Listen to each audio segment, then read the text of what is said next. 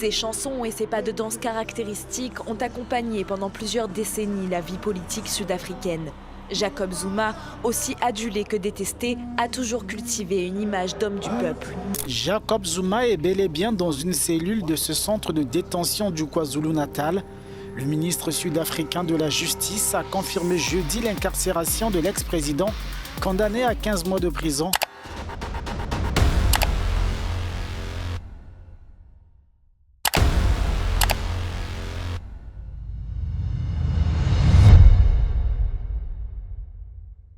Imagine un homme qui passe de prisonnier politique à chef des services secrets, puis à président d'un pays, avant de devenir l'incarnation même du mot scandale. Ce mec-là, c'est Jacob Zuma, un homme accusé de viol, impliqué dans des deals d'armes, obsédé par les douches post-coïtales et capable de transformer une simple maison en palais de 246 millions de rands payés par l'État. Et accessoirement, il a été président de l'Afrique du Sud 2 fois. Mais l'histoire ne s'arrête pas là, car même après sa démission forcée, Zuma continue de hanter la scène politique comme un fantôme en colère. Et tu veux savoir ce qui est le plus fou? Il pourrait bien tout recommencer. Bienvenue dans Jacob Zuma, la montée, la chute et le comeback du siècle.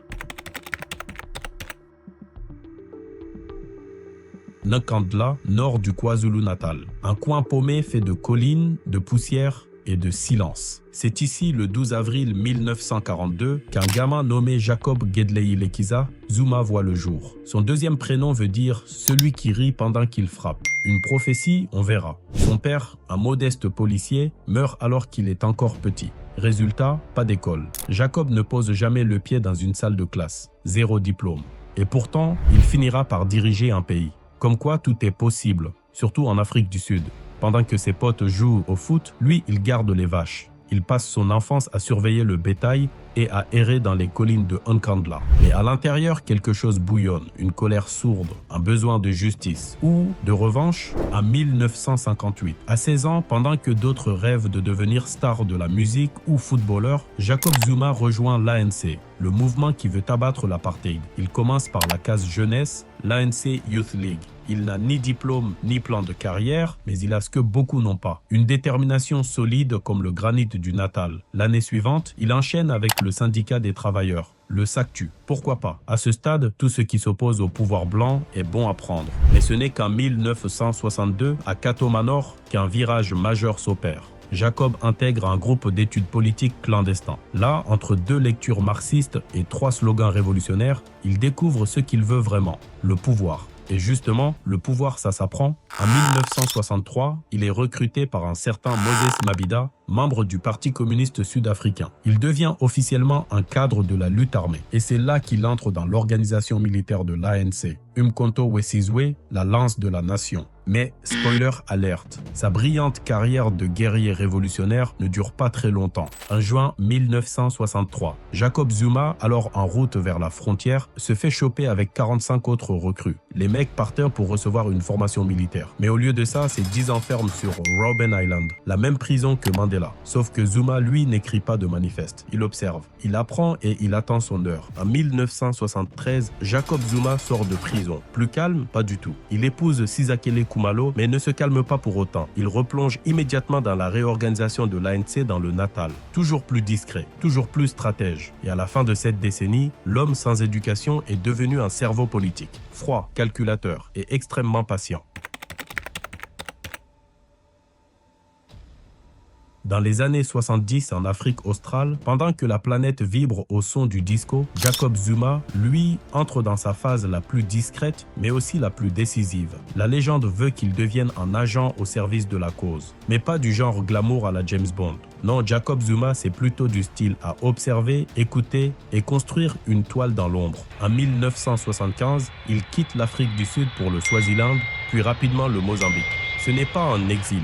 C'est un repositionnement stratégique. Il sait que s'il veut monter, il doit quitter la scène locale et rejoindre le cœur de la résistance en exil. Et là, Devine qui l'attend? L'Union soviétique? Oui, carrément. Jacob Zuma part faire un stage de 3 mois dans une école spéciale. C'est pas pour apprendre à cuisiner. C'est une formation militaire et politique dispensée par le Kremlin. Propagande, manipulation, infiltration, l'abécédaire du parfait petit révolutionnaire. À son retour, il est officiellement un cadre formé, un chef opérationnel. Il n'a toujours aucun diplôme, mais il parle la langue du pouvoir. Et c'est là que tout change. À Lusaka, en Zambie, où le QG de l'ANC est en exil, Jacob Zuma devient chef du renseignement et des structures souterraines. En clair, il est le cerveau de l'ombre, l'homme qui sait tout sur tout le monde et surtout sur les traîtres potentiels. Parce que dans la lutte armée, le plus grand danger ne vient pas toujours de l'ennemi, il vient de l'intérieur. Et Jacob Zuma le sait mieux que quiconque. En 1987, obligé de quitter le Mozambique après une tentative d'assassinat, il est encore plus déterminé. À Lusaka, il grimpe encore les échelons, calme, stratégique. Le gars que tout le monde sous-estime, mais qui lentement tisse ses alliances. Petit détail qui a son importance. Il se fait discret, très discret. Jacob Zuma n'est pas un orateur flamboyant. Il n'envoie pas des punchlines comme Mandela. Il écoute, il archive.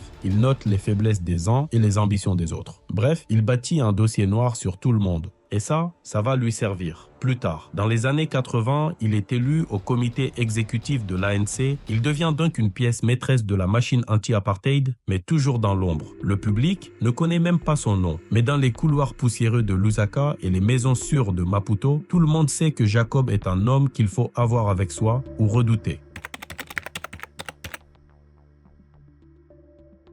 Dans les années 90, l'apartheid est à l'agonie. Nelson Mandela sort de prison. Le monde acclame la fin d'une époque. Mais pendant que les projecteurs sont braqués sur le héros au sourire paisible, un autre homme sourit dans un coin de coulisses. Jacob Zuma. En 1990, Jacob Zuma revient en Afrique du Sud. Officiellement, c'est un ancien exilé. Officieusement, c'est un stratège qui a tout vu, tout entendu et qui a attendu son tour pendant 30 ans et maintenant, il est temps de récolter. Il devient président régional de l'ANC au Natal, une région sous haute tension marquée par des affrontements sanglants entre l'ANC et l'IFP, Inkatha Freedom Party. Jacob Zuma y joue l'intermédiaire, le pacificateur, l'homme fort du terrain. Et surtout, celui qui parle zoulou, contrairement à une grande partie de la direction du parti. Parce que oui, Jacob Zuma, c'est aussi ça, le mec du peuple. Le gars qui danse, qui chante, qui porte la peau de léopard pendant les cérémonies. Il est en phase avec la base, avec les militants de terrain. Et ça, dans un ANC où les leaders sont souvent perçus comme élitistes,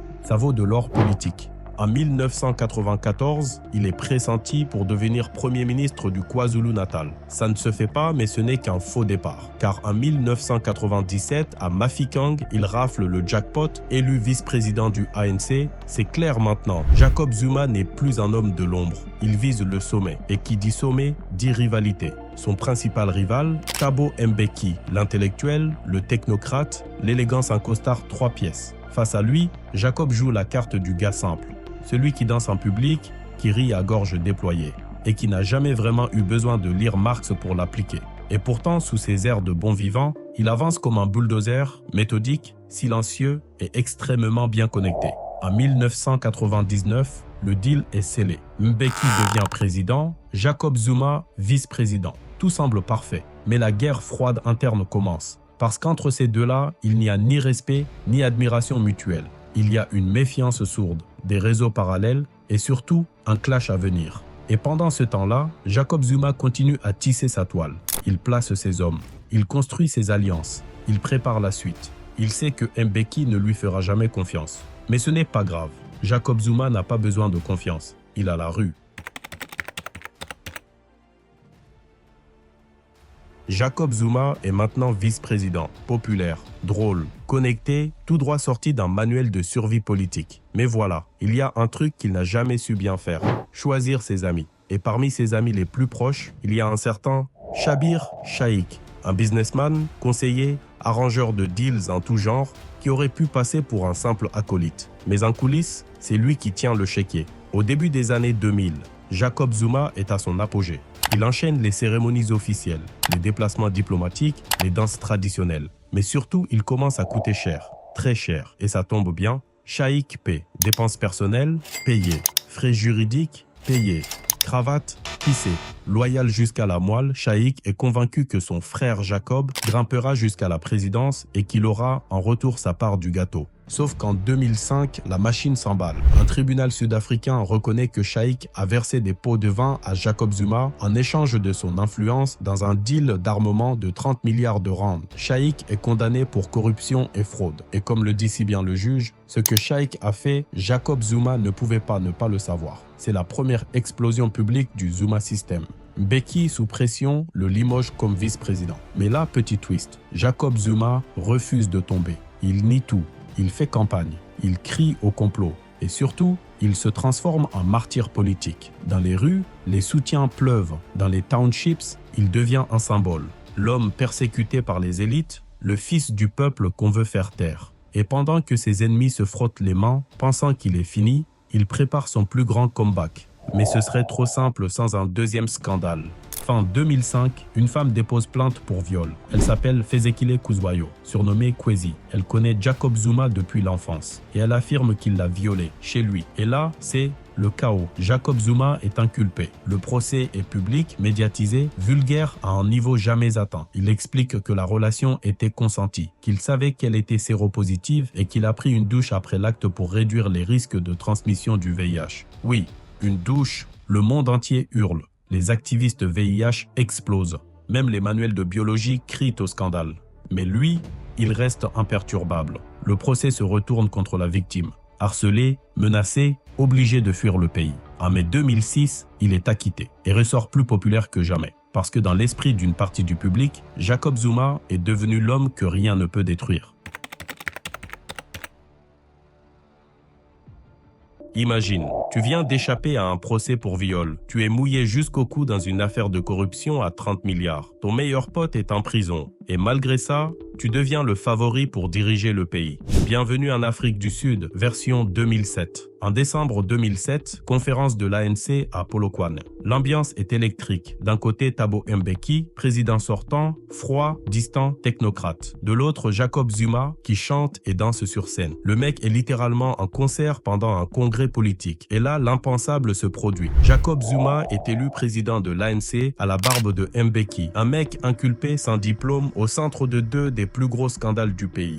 Bat l'élite politique du parti. Tu te demandes, mais cela est-il possible? C'est simple à expliquer. Il a la base, les syndicats, la jeunesse et une image bien entretenue de victime du système. Il est proche du peuple et ça pèse plus que toutes les casseroles du monde. En 2008, la justice abandonne encore une fois les charges de corruption pour vice de procédure. Les fans crient à la victoire divine. Les autres hallucinent. Mais plus rien ne peut arrêter Zuma. En 2009, c'est l'élection présidentielle. Et qui rafle la mise? Jacob Zuma. En 9 mai 2009, à Pretoria, la capitale du pays. Jacob Zuma devient officiellement le président de la République d'Afrique du Sud. Un président qui a été en prison pendant 10 ans, n'a jamais terminé l'école, a été accusé de viol, a eu 783 chefs d'accusation de corruption suspendus temporairement, a 3 épouses officielles, bientôt 4, et qui croit qu'une douche peut prévenir le VIH. Mais pour une partie du peuple, c'est un symbole de victoire. Si lui a réussi, moi aussi je peux. Jacob Zuma, lui, savoure.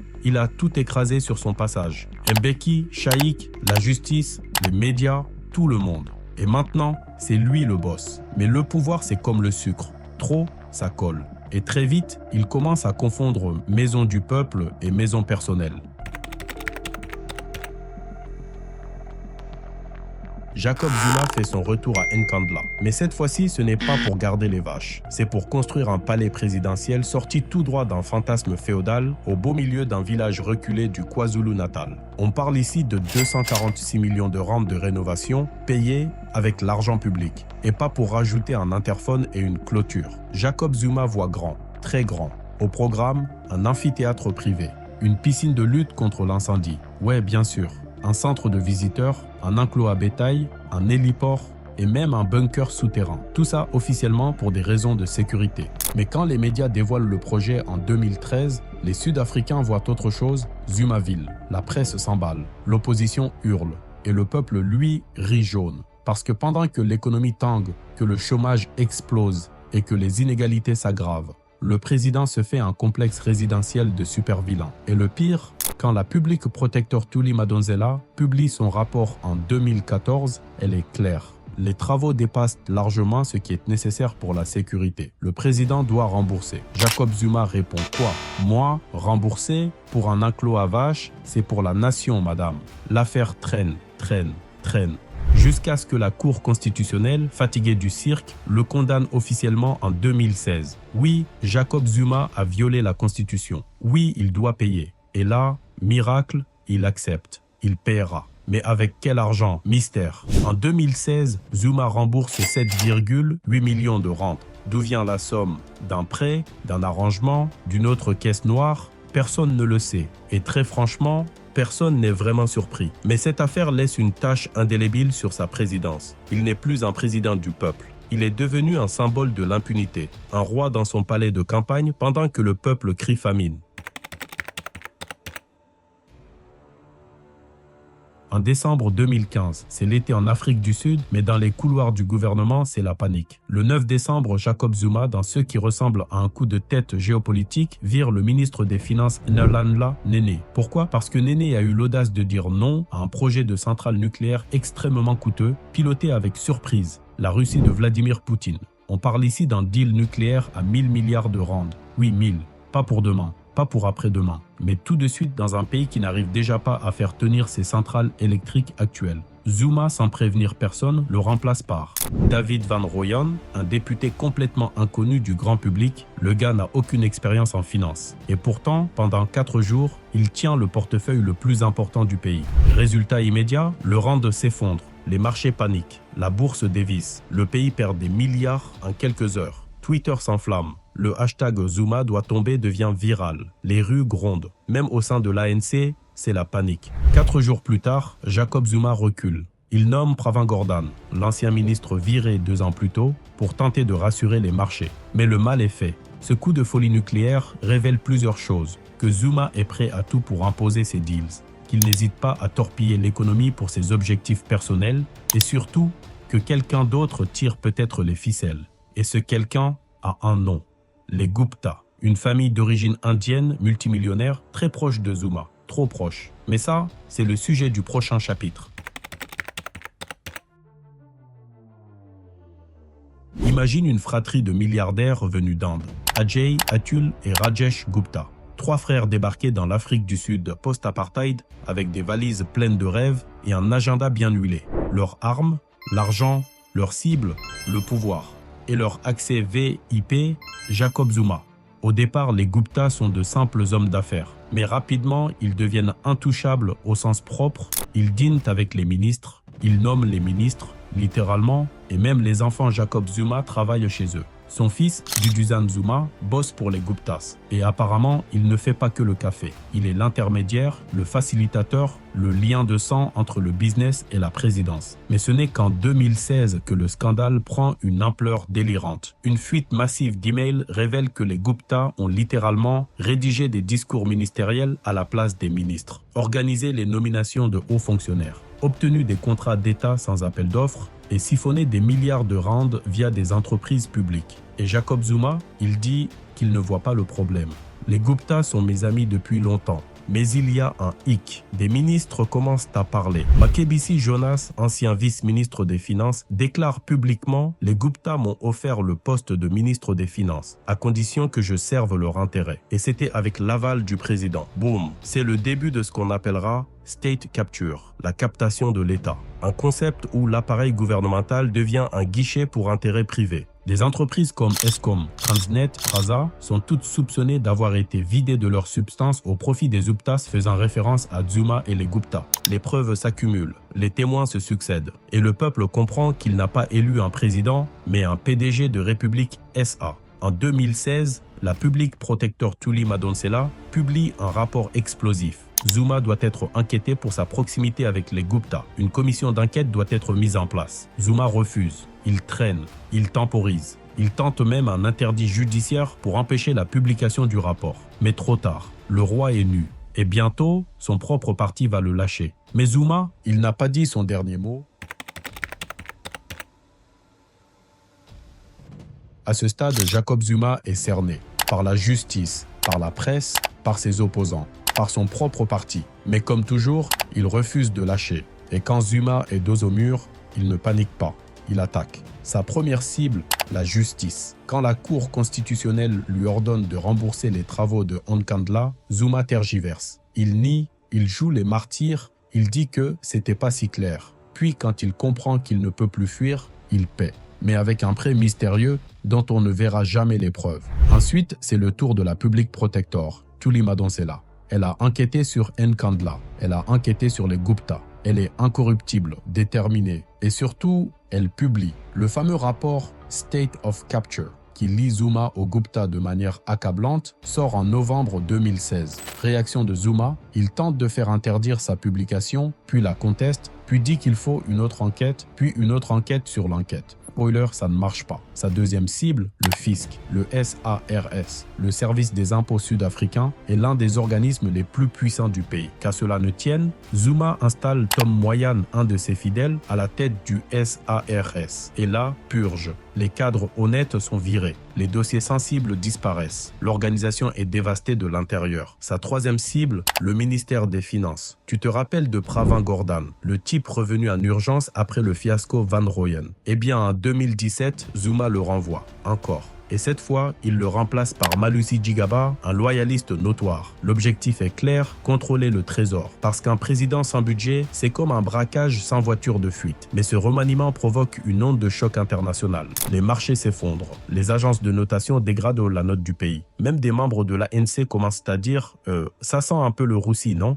Sa quatrième cible, les médias. Zuma poursuit en justice le caricaturiste Zapiro qu'il a représenté en train de violer Lady Justice. Il crie à l'humiliation, mais dans la rue, les gens portent des t-shirts avec ce dessin. Il est devenu un mème vivant. Sa cinquième cible, la Constitution. Zuma commence à dire que la Constitution est floue, trop occidentale, qu'elle empêche le président de faire son travail. Traduction, elle empêche sa mainmise totale. Mais la vraie claque arrive en mars 2016. La Cour constitutionnelle le déclare coupable de violation de la Constitution. C'est historique, du jamais vu. Et pourtant, Zuma reste. Il s'accroche comme une ventouse à son siège. Il dit qu'il a commis une erreur, qu'il n'a rien fait de mal et qu'il demande pardon, mais sans jamais admettre la faute. Parce que Zuma ne recule jamais. Il plie les institutions, il étire les lois, il use les procédures jusqu'à l'absurde. Mais l'usure commence à faire effet. Et bientôt, ce ne sont plus ses ennemis qui vont l'achever, mais ses propres camarades. Au début de 2017, Jacob Zuma est toujours président. Toujours. Malgré Nkandla, malgré les Gupta, malgré les jugements, les hashtags, les marches, les cris. Le mec est inéjectable. Mais l'ANC, son propre parti, commence à comprendre. Il est devenu un fardeau. Et là, doucement mais sûrement, la machine s'emballe. En décembre 2017, lors du congrès de l'ANC, Zuma perd une bataille cruciale. Son ex-femme, Nkosazana Dlamini Zuma, qu'il voulait imposer comme successeur, est battue. C'est Cyril Ramaphosa qui l'emporte. Et ce n'est pas juste une victoire, c'est le début de la fin. Parce que Ramaphosa, c'est l'anti-Zuma. Calme, technocrate, pro-business et surtout pas mouillé dans les affaires des Gupta. Janvier 2018, tout s'accélère. L'ANC commence officiellement à discuter de son départ. Pas dans les couloirs, pas en cachette, devant les caméras. Et Zuma, fidèle à lui-même, résiste. Je ne comprends pas pourquoi on veut que je parte, je n'ai rien fait. Il donne des interviews surréalistes. Il se plaint de victimisation, de traitement injuste. Il dit que le parti va le regretter. Et là, ça devient presque pathétique. Le 14 février 2018, pendant que le monde célèbre la Saint-Valentin, Zuma fait un discours d'adieu sans dire au revoir. J'ai décidé de démissionner avec effet immédiat. Mais je ne suis pas d'accord avec la décision. C'est presque comique. Une démission à contre-cœur. Mais c'est fini. Zuma est officiellement out. Est-ce la fin? Pas vraiment. Quelques jours plus tard, la police fait une descente musclée chez les Gupta. Leur manoir est perquisitionné. L'affaire de capture de l'État devient une enquête officielle avec commission, témoins, juges et documents. Et Zuma, il s'en sort comme d'habitude, en apparaissant, en disparaissant, en consultant ses avocats. Mais cette fois, la roue tourne, lentement. En 2021, il est condamné à 15 mois de prison pour avoir refusé de témoigner à la Zondo Commission. Oui, enfin, un ex-président condamné. En juillet 2021, il se rend à la prison. Et là, l'Afrique du Sud explose. Des émeutes, des pillages, plus de 350 morts. Ses partisans mettent le feu, littéralement. Et au bout de 2 mois, Zuma est libéré pour raison médicale. Tu te demandes si c'est une blague? Ça n'est pas une.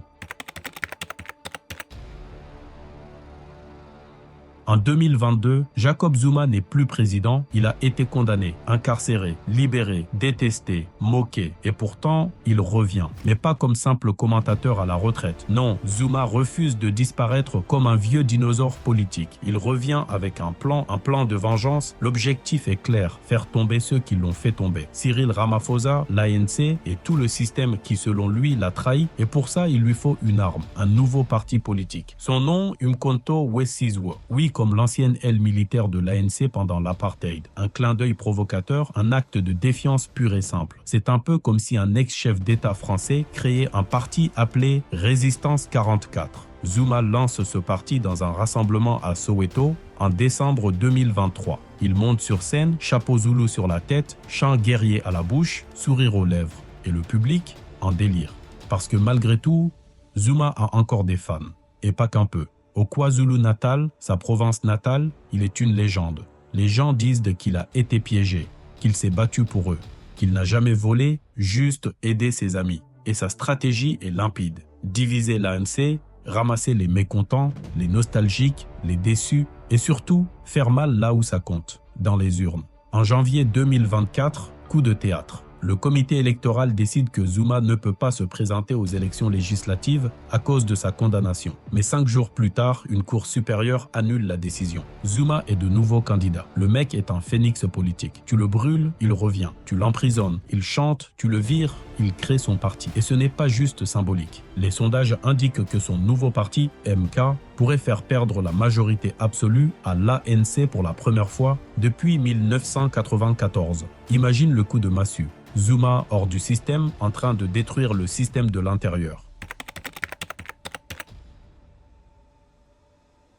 La cible principale de Jacob Zuma, c'est Cyril Ramaphosa, l'homme qui l'a remplacé, le visage propre du parti, le président qui parle d'éthique pendant que Zuma lève les foules avec un micro et une chanson de lutte. Et Zuma, il connaît l'ANC de l'intérieur. Il sait où ça craque, qui est fragile, qui est frustré, qui peut basculer, alors il frappe. Il ne fait pas campagne pour gouverner, il fait campagne pour punir. Le parti a oublié le peuple. Le président n'a pas de racines. Moi, je suis toujours là, avec vous. Et le peuple, du moins une partie, l'écoute. Dans le KwaZulu-Natal, Zuma et son parti MK font une percée spectaculaire. Dans le Gauteng, même chose. L'ANC tremble. Le spectre de perdre sa majorité devient très réel et Zuma, il savoure. Parce qu'il ne veut pas redevenir président, il ne le peut même pas, la Constitution l'interdit. Mais il peut faire perdre le trône à ceux qui l'en ont chassé. C'est personnel. Et pendant que Ramaphosa tente de rassurer, de pacifier, de promettre, Zuma, lui, met le feu avec des déclarations explosives. Des meetings survoltés et un storytelling parfaitement rodé, on m'a trahi.